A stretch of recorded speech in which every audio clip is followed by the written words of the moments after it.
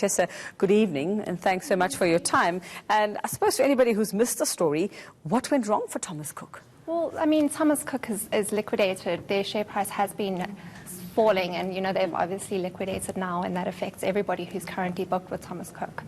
So, were there any signs that this was coming? Do you know, I think operators were aware that this was coming.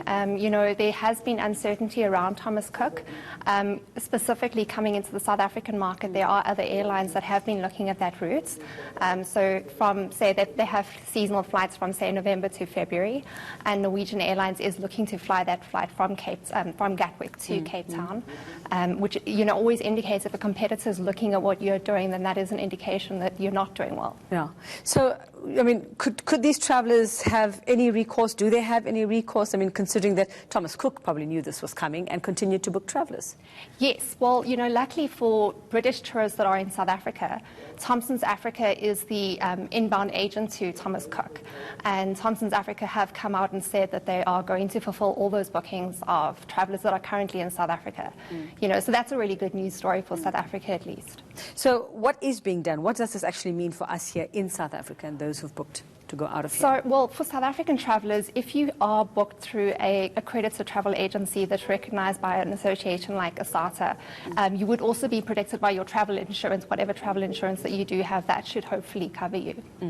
Okay, so I suppose many people who are now wanting to probably book holidays, or whether, you know, with December coming up, are going to be a bit nervous about this and thinking, if this happened to Thomas Cook, you know, a company that was so well established, how do we know that we're not going to be on the receiving end of this at some point? What are the things you I need think to do to every protect South yourself? African, this is such a big story, so I think every South African traveller who's, you know, booked December holidays is going to be asking their travel agent, well, what protection do I have?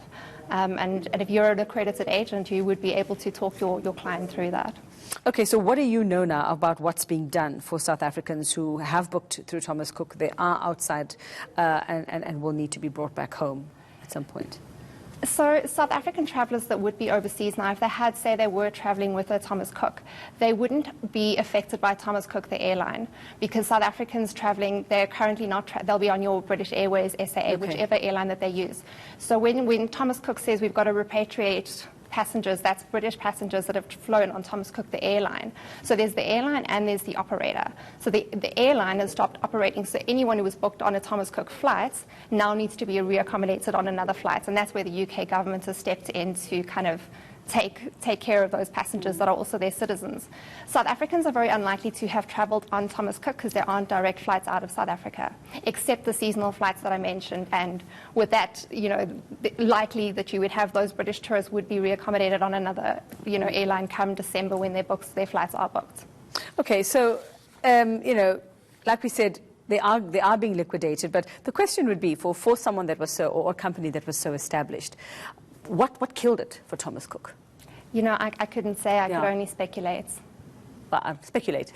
You know, I mean, I guess we live in a tough economic climate. I think specifically in the UK, you know, Brexit is going to be. Is that having an impact on? I would imagine it does. You know, when we look at it in our own economy, when we're unsure of what is going to happen politically, or, you know, with our economy, we might be less willing to spend money on travelling. So I imagine the British traveller, with not knowing what is going to be the outcome of Brexit, what's going to happen to the British economy, they might be less likely to book holidays, and maybe that's where Thomas Cook's bottom line has been hurt, but I'm speculating. Okay, well, we'll wait and see what happens. But yes, pity, unfortunately, but like it shows, it can happen to anyone, no matter how well established you are, and let's hope those travellers get to where they need to go. Thank you very much. Tourism Updates, Tessa Reid there.